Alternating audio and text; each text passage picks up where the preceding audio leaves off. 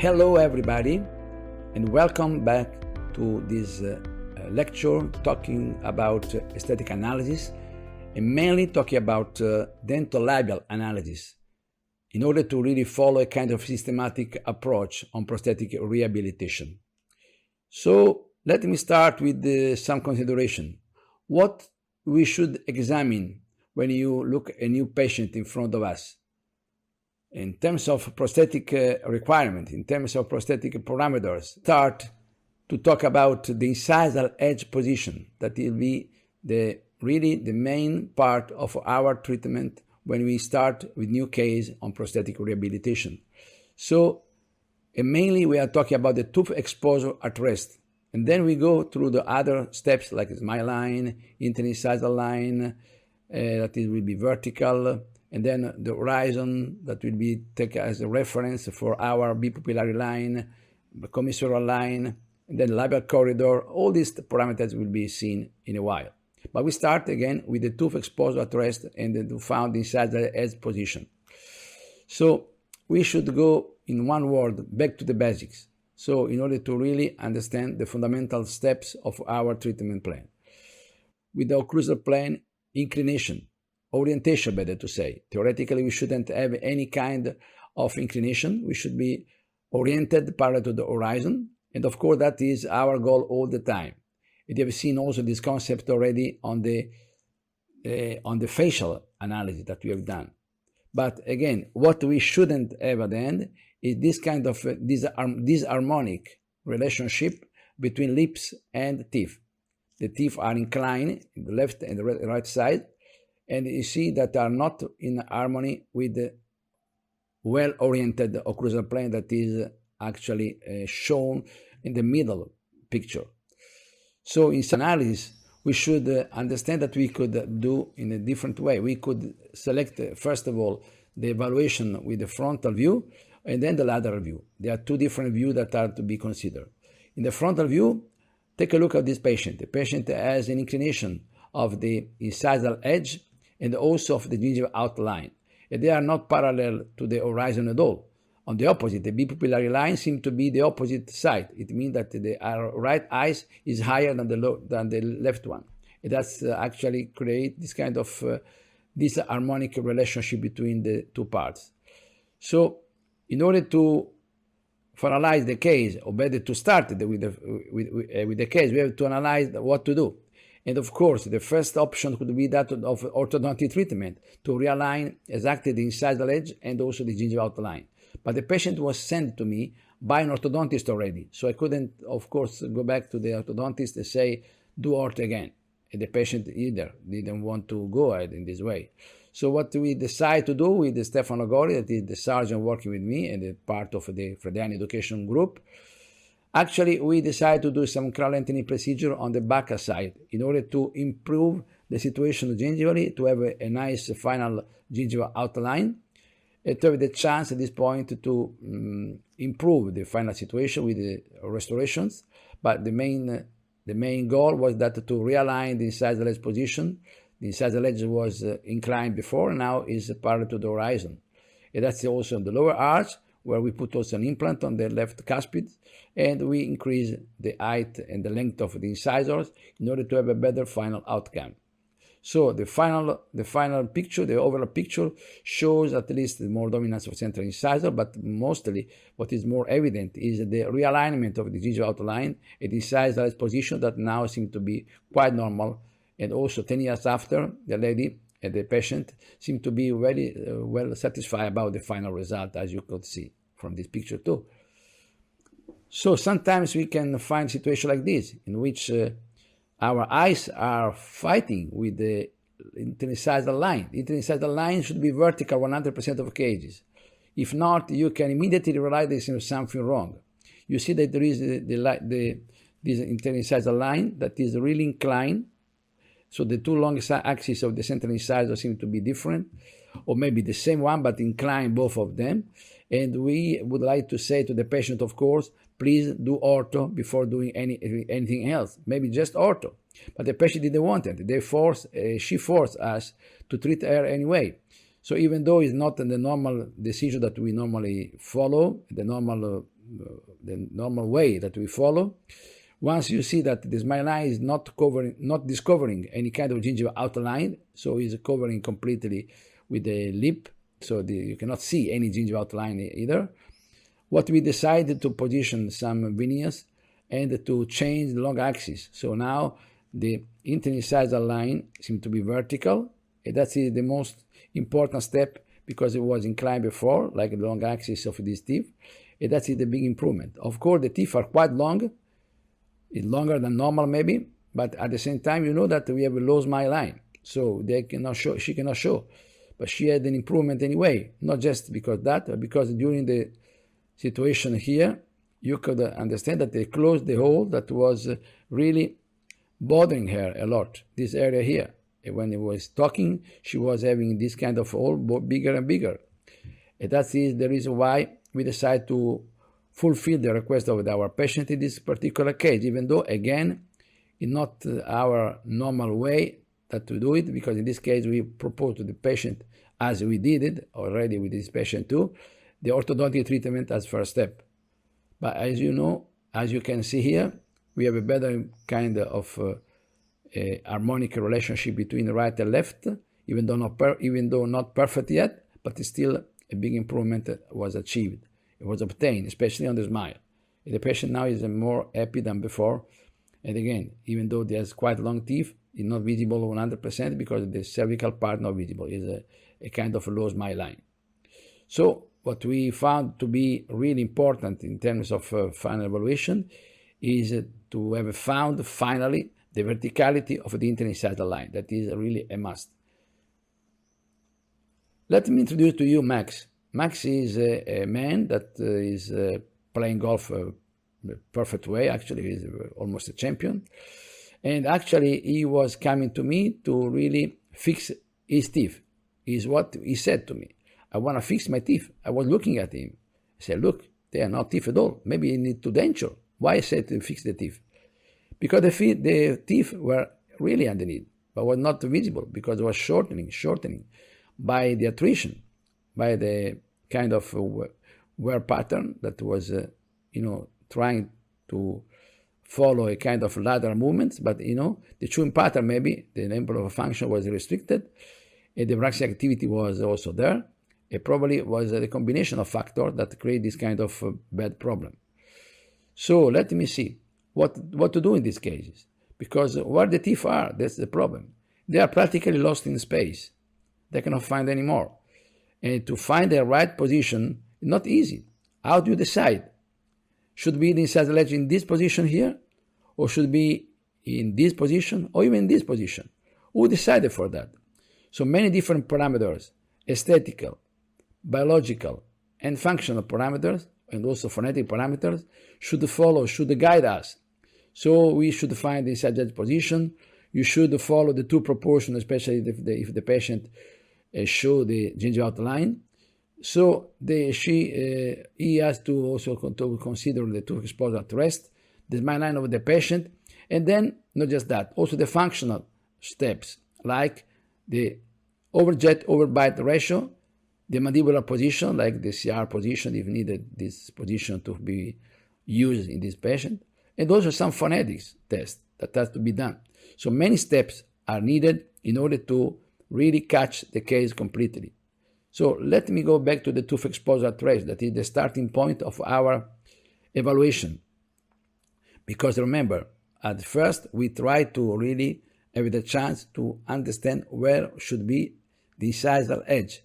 So the incisal edge position is the first step that we need to really cover. And of course, the two central incisors of the upper arch are the one that is visible 100% in this case, because it's the more convex part of the incisal edge, that is a convex curvature, as you know. So let me see. That is one option of the tooth exposure trace. And normally, in the young ladies, that's possible to have this kind of good visibility of a central incisor. Many patients has this kind of a situation. Many patients also this kind of a situation. But which one of these three drawings you don't like? And I'm sure that 100% of us, 100% of you, will not really like at all this kind of final outcome. Never, never, because it's not aesthetic at all. But that is what happens aging normally. For two reasons, for the wear maybe, but also for the lack of tonicity of the soft tissue that is changing over years. And that's happened, of course. So, as Vigen-Brundo said, when the mandible is in the rest position, the teeth do not come into contact, the lips are slightly apart, and the portion of the incisor third of the maxillary incisor is visible. How much? That's the question. This varies from 1 to 5 millimeters depending on the sex and the age of the patient. So, normally, a young lady can be even 5 millimeters, like the left side. But the middle age, or even a man that is in the middle drawing, that is more or less what happened. A couple of millimeters in the men, 3 millimeters, 3.5 in the women, at the same age, like on the 30s. And unfortunately, on the 50, on the 60, that is what happened on the right side. You don't show anymore any upper teeth, and you show the lower teeth only. That is normal to show during the speech, but not at rest normally in the young age. So, Vigen-Brundo, that's what the article by Vigen-Brundo and Arnett Bergman. In this case, our patient, Max, is showing nothing, no upper, no lower, not at all, zero. But we know that our goal is the following. That's a young lady, of course, but actually, tooth exposed at rest on the left side is about 3.5 at the age of this lady. And also the smile line of the patient. Normally, we believe the smile line that is perfect when you show completely the total length of the teeth plus a little part of the gingiva, like 1 or 2 millimeters of gingiva. And that is normally considered the best smile that you can achieve in a patient's mouth. So that is our goal all the time. If we could, we try to achieve this result all the time. So let me go back again to the incisor exposition in relation to the age. You see at the age of 30s, or you can see in this part here, you have the chance to see that the upper are more visible than the lower. But if you go ahead with the age, it's the opposite. So at the age of 70, lowers and upper a different kind of ratio. So let me see a lady on the 50s. She was asking me to be treated for a kind of a final rehabilitation, prosthetic rehabilitation. And we started to analyze the case with the rest position that's showing just the lower and not the upper. But because we had to add volume in terms of length and also to increasing the vertical dimension, we did some little mock-up on the right part only to let her understand how much will be the new length of the upper teeth and how much she will show during at rest position. And that is what she need to know. She need to preview physically, materially, with this kind of example. You can see the final work done, the final restoration, the final rehabilitation done. You see now the final outcome is to show a couple of millimeters, 2.5 millimeters, after the finalization. That is covering also the lower arch that was brownish on the incisal edge, as you could see here, for example, with the brownish appearance. And that is allowed by covering this area through the new length of the incisors. The patient was treated completely then, and that you see the new smile of the patient that is fulfill the patient request, but also will fulfill also our request in terms of function. It means that you have not we have increased the length of the teeth, as you see here. The incisal edge now is a little bit convex, according and following the lower lip line, and not more like before, just straight, just horizontal, and not inverted. So we try to really have the chance to have the final convexity of the incisal edge that followed the natural concavity of the lower lip during smiling. That is our goal all the time that you see here in this picture here. So never having this kind of negative anterior space that you have in frontal area when you shorten the teeth like this. So with a new kind of length, we had the chance to overcome the problem of touching on the posterior area during excursive movements, so to avoid any kind of interferences during this kind of excursive movements. And of course, that is something that we like to achieve all the time with our final rehabilitation. So the new length were not really utilized to only to see at rest position the central incisor, but also to really create this kind of functionality that was not present before. Just to summarize, incisor edge position is the starting point of our treatment plan when you really are into these kind of extensive rehabilitation cases. There is no other chance. And of course, if you can have then a prosthetic treatment plan, and of course, if you have also the gingival outline that is perfectly harmonized with teeth, will be just great. But it's not always possible, as you know, and depending on the smile line of the patient, the importance to have this kind of ideal gingival outline or not. Let me introduce a couple of examples of what we say about the incisor edge position. We have a shortening the teeth anteriorly, and you can see the curvature is no more the one that it should be, and you see the occlusal plane requires this kind of elongation of this teeth over here. It was a long time ago when I did this case, and we did a kind of mock-up already in 95, 25 years ago. She has also a smile line that is a high smile line, and we have to decide where to increase the length. Where to increase the length with the short teeth? Just incisally, just cervically, or half and half, or some proportion between the two. Of course, we have to evaluate the incisor positions first. So the evaluation of the incisor edge position decided where to add length, if incisally, if cervical, or if in the middle. And that is absolutely important to understand. So as the first step is, according to age, sex of the patient, to define how much is the tooth exposure at rest. And according to that, then you decide where to add. In this case, we added just incisally because we believe that that was the ideal situation for this patient. And we actually preparing almost nothing, or anyway, everything in enamel, as you could see here. We decided to have 6 anterior veneers in order to create at the end a convex final outcome of our incisor edge that is convex, following the lower lip line. Because if not, at the beginning you have a kind of anterior negative space that is absolutely aesthetically unacceptable. To find a way, with a few veneers, already 25 years ago, to improve the situation quite a lot, and having the disappearance of this anterior negative space. So we fill this space that was present before. We have discussed tiny bit about the smile line, but I think it's very important because this is an important point to decide what to do with our restoration in the cervical area. Not always we need to really do incredible work in order to idealize the gingival outline if the patient doesn't show this area during the smile.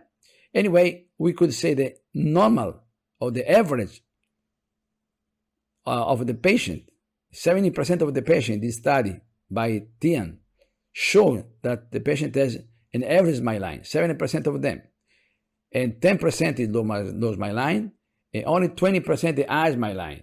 Double value for women, that shows a double than men.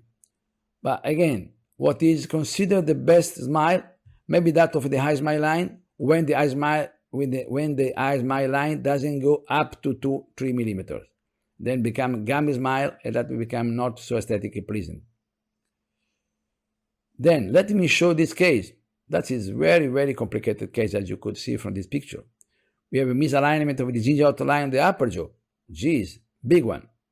We have also over-eruption of the right part and not on the left part. We have also over-eruption of the lower anteriors. We have a very concave speak curve on the lower arch of the patient, the right side. So it's a really complicated one. But even though we need to understand what to do in this case, not just only aesthetically, but also functionally, we will discuss later on a little bit about this case. At the first moment, we would like to analyze the smile line of the patient, because of course, we have to fix it functionally, prosthetically in an important way, but also we would like to see if it's possible to avoid to optimize the gingival outline just in case the patient doesn't show it will be possible. So say if the situation is like that, we could also avoid to do incredible work to idealize the gingival outline. But if the smile line is like that, all the papilla area will be visible. So we cannot really avoid to do our best to improve the final outcome. And then if the situation is like that, or even like that, will be really even worse, will be very complicated. So let me check what happened in nature, what happened in the real life, what happened in this particular case. Oh geez, unfortunately, we have this kind of visibility. So we must do our best in order to improve our situation. And how to start, and what to say when you started, what to decide. And the first step we said is that to define the incisal edge position. At the incisal edge position, you have seen that many times we try to find having the chance to add some kind of material like the mock-up in order to increase the length. But that's not the case. We cannot do mock-up in this case. Why? Because at rest, this patient showing 8 millimeter, 9 millimeter on the right incisor. So arrive up to almost the cervical area of the 11 of the right central incisor. So it means that the incisal edge should be positioned more or less not in the position that to add, but to remove some material, and to be like more or less like that. So we have to shorten it. So we can do mock-up. That's the question. No, it's not possible. Mock-up is a reversible technique that can allow you to go back without having touched any teeth at all, any grinding of the teeth. But in this case, you have to grind a lot to see what happens. So you should have the chance to understand that to reestablish a new incisal position, we need to harmonize the occlusal plane, we harmonize the gingival levels. That are all must. You should do it. But again, the first step will be reestablishing a new incisal edge position. The determination of this is the first step. And all the surgery, all the ortho that can be then used to finalize this case should be follow our decision where to position the incisal edge. You can decide with your partners, with your team, but that's your decision and not the decision of dental technician or another guy.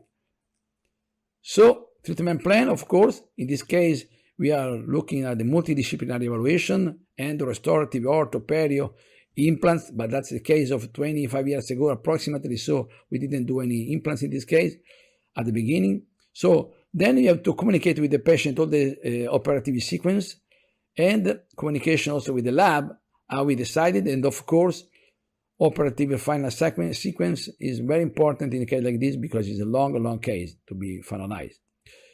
I made this case, we finalized, performed this case with Roberto Pontoriero, periodontist that unfortunately passed away last year. He's one of my closest friends, actually. You could see that we tried to understand exactly the situation underneath. We have to remove the lateral incisor. We should, in some way, see that the CEJ was much more apical than the clinical margin, that is much more coronal, as you could see here. So, and then we had the chance to re-equilibrate this kind of harmonic relation between right and left, keeping the teeth in place except the lateral incisor on the right side. And then we have the length of the incisor that became very long, 18 millimeters, but we still have to shorten the incisor edge 3 millimeters, and waiting the formation new attachment of another 3 millimeters. So from 18, we calculated to end at the end 11 millimeters. And that is more or less what we obtain. And that's the second provisional in which we could say we have achieved quite nice result. And we are now ready to finalize the case. And that the case was finalized in 95, so 25 years ago. And that's what the result at that time. You could see the incisor edge position seemed to be convex parallel to the lower lip line. At the same time, we see that also the gingival outline is shown for 1 millimeter approximately. So it's a perfect smile design. Of course, the material was metal ceramic. Today could obtain even better results with all ceramic restorations, but at that time it was complicated to do it. So the treatment plan started anyway with the incisal edge position, and that's what we found at the end of our treatment. In 1 year, we finalized the case, and that was the result. 1 year, not so much, but if I show you the case a few months ago, so last year, after 24 years in service, you could see that we still have the chance to maintain very nice result in occlusion, in disclusion, as you could see here. So obtain a kind of harmonic relationship between aesthetic and function. 95, the X-rays, only teeth, and in 2019, the only modification we made was the position of an implant on the first bicuspid on the right side upper jaw. So that's all the remaining steps are still there without any problem. That's in 2019. And again, we started with the goal in our mind. The goal was found a nice value on the rest position of the upper incisors, as you could see here, 2.5 millimeter, 2 millimeter approximately, according to the age and sex of the patient, is a female on the 50s, and the smile line of the patient that shows all the upper teeth and some gingival outline. And that is 24 years later, a very well-maintained case, I believe. So that is exactly our target, our goal at the beginning. It is what we obtain anyway immediately and what we have maintained for almost 25 years in service. We believe that is a nice result. Let me introduce another lady. She is not happy at all. She has low smile line, but probably she doesn't smile in a proper way because she is unhappy because she lost all implants and teeth underneath. So yeah, she has not so much bone upstairs in order on the upper jaw in order to be ready to position implants in the easy way. In the meantime, she wear an appliance, not an appliance, sorry, a denture. A denture is in place. If you look at the the new denture that we try to create for the patient, we can see in the right side that we try to understand the new length and the new incisal edge position. That's the first step.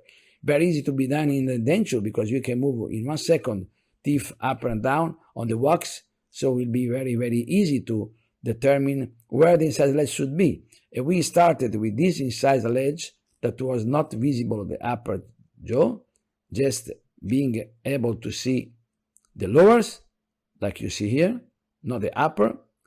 So what we would like to change. And actually, with the new denture that we made, we achieved this result. You could see upper. So it's very easy. And please, this kind of value are not to be changed and not to be forgot somewhere. You have to keep it with you all the time on all the steps that you have to do when you finalize your work, maybe on implants. Yes, because at the same time I sent to Massimo Simeon, that is very good surgeon in Italy, Milano, to have a kind of surgical compensation because we had the chance to have some more bone available for our implants.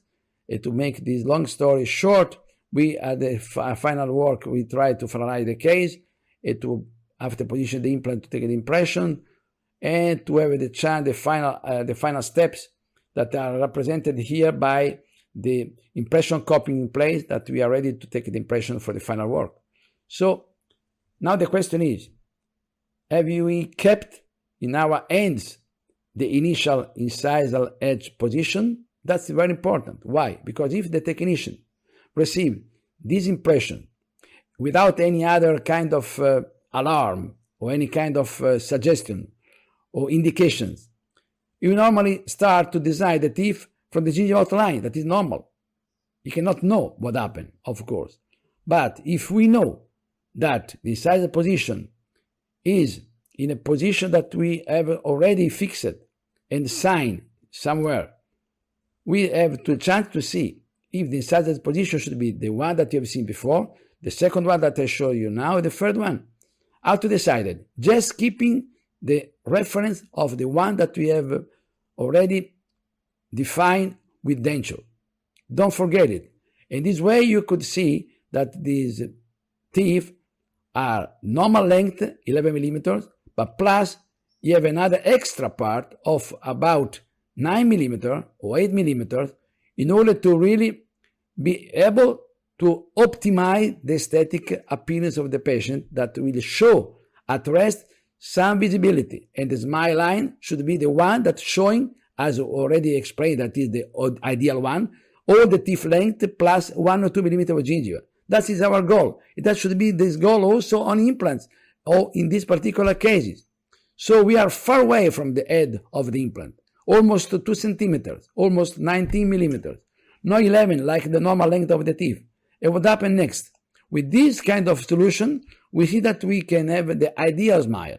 It means 11 millimeters of the teeth length plus an extra 9 millimeters of the pink porcelain or pink resin as you like it. But just in case you had not done this kind of final outcome, if you have not followed this kind of principles, we should have shortening this incisal edge of 8-9 millimeters according to the extra pink porcelain that we added. So should be not that position, but in this position. That will be the maximum smile. So it means no visibility at rest, a maximum smile showing just tiny bit of teeth. That will be really bad. So please don't forget it. The initial value of the incisal edge position, keep it and take into reference in order to really say to the dental technician the distance of the incisal edge from the head of the implant is this, 19 millimeters. And the technician can build up the teeth only after 8-9 millimeters in order to have good visibility. That was done by Christian Kochman. You could see here, this case, perfect case, beautiful case, also aesthetically speaking. We have a pink porcelain that is not even visible, that is really porcelain, seems to be quite nice and natural gingiva. So we have a normal length with a perfect situation in place. Other case, looking the incisal edge position from the lateral view. And looking at the lateral view, we could say that in this case we have the anterior teeth on the upper jaw that are completely out of a normal position. So we can have the chance to control the lip dynamic and the two position with a different kind of phonetic test, normally with the F sound, but also some M sound, E sound can be nice in order to really understand exactly where to be with the incisal edge. So the combination between aesthetic and phonetic is very important. First of all, you should say that you should understand that normally the normal angle that is formed by the occlusal plane, the long axis of the central incisor, should be around 90 degrees. That is a very simple rule that is very important to be understood. So we started the case with Leonardo Bacchiarini, that is one of our team, of the education team, with 60 degrees of angulation that become 90 degrees once we decided to put our teeth more in. That can be done orthodontically at first, just prosthetically, depending on your evaluation. But again, I would say that it's important to understand that not only tooth exposure at rest, not only the incisal edge position are the most important steps. There are also other parameters, aesthetic parameters that has to be evaluated. And one of them is the labial corridor. Of course, we are not the time to follow all the steps. We try to summarize the most important one. A labial corridor can be wide, can be normal, can be absent. Of course, in his absent, it means that most probably we had a problem that the patient has maybe in his mouth or in her mouth a kind of rehabilitation that was occupied completely with the oversized restorations, the corridor, and that is absolutely bad. What we can do is still working on the wide corridor. Wide labial corridor can be in some way modified in the proper way. I would like to see, like this lady, young lady, she has already a couple of veneers on the two lateral incisors that actually are originally not lateral but cuspids. They are transformed in some way, but still you can see that all the lingualization aspect of the upper teeth and the lower teeth on posterior area, on bicuspids for example, create a quite big labial corridor, as you could see here, right side and left side, quite labial positioning, a quite big labial corridor. So we would like to increase the dominance of central incisors and transforming the lateral incisor in a better aesthetic view.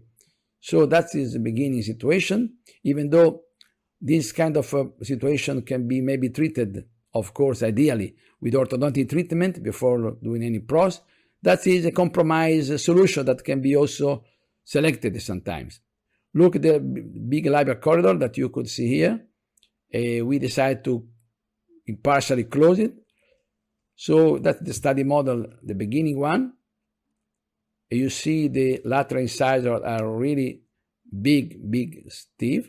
That should become a cuspid, and that will become a lateral. That is our intention, having the chance to increase the dominance of central incisors that are not so dominant as should be.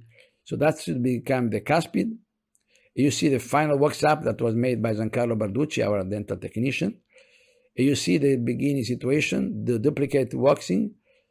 Sorry, not the beginning, the final situation of the wax-up and the duplicate waxing, with the central incisors that are dominant, the lateral incisors much smaller than before.